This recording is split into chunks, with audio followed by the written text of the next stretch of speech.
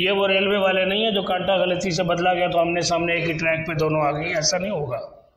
للشمس ينبغي لها ان تدرك القمر وللليل سابق النهار، دن اور رات کا ایک نظام اللہ نے متعین کر دیا موسموں کے لحاظ سے، اس کے مطابق جو وقت، جو طریقہ، جو روٹ ان کا اللہ نے متعین کر دیا وہی رہے گا، بدلے گا نہیں۔ لیکن اس سے زیادہ فائدہ اٹھانا یہ اللہ نے انسان کے لیے ممکن بنایا ہے، اس چیز کی اسے عقل عطا فرمائی ہے، سمجھ عطا فرمائی ہے، تدبیر والا بنایا ہے، تدبیر والا، کہ وہ اس کے لیے تدبیر کرے کہ زیادہ سے زیادہ میں اس سے فائدہ اٹھا سکوں۔ جیسے کہ کہا جاتا تھا کبھی کہ جی انرجی جو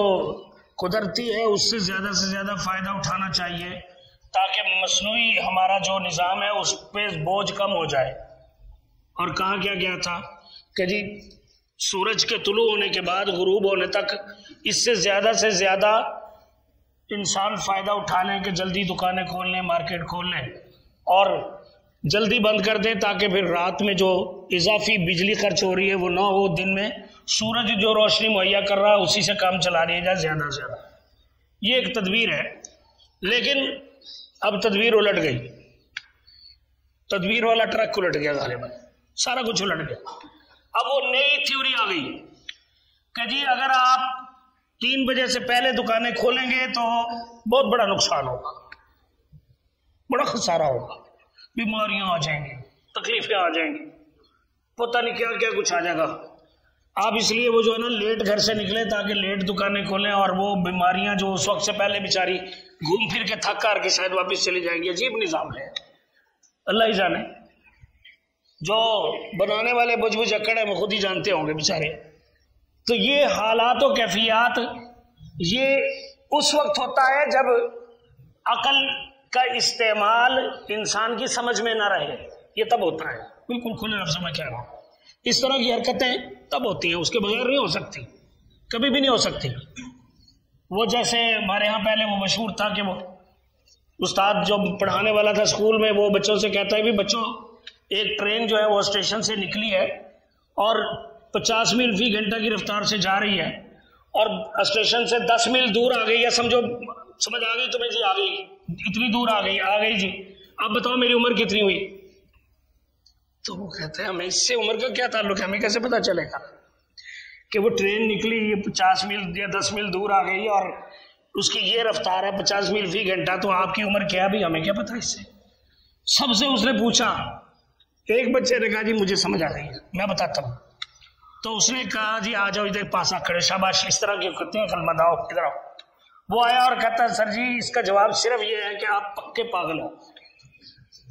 آپ پکے پاگل ہو۔ وہ کہنے لگا یہ کیسے تم نے حرکت کی ہے، یہ کیا کہا ہے؟ کہنے لگا میرا ایک بڑا بھائی تھا،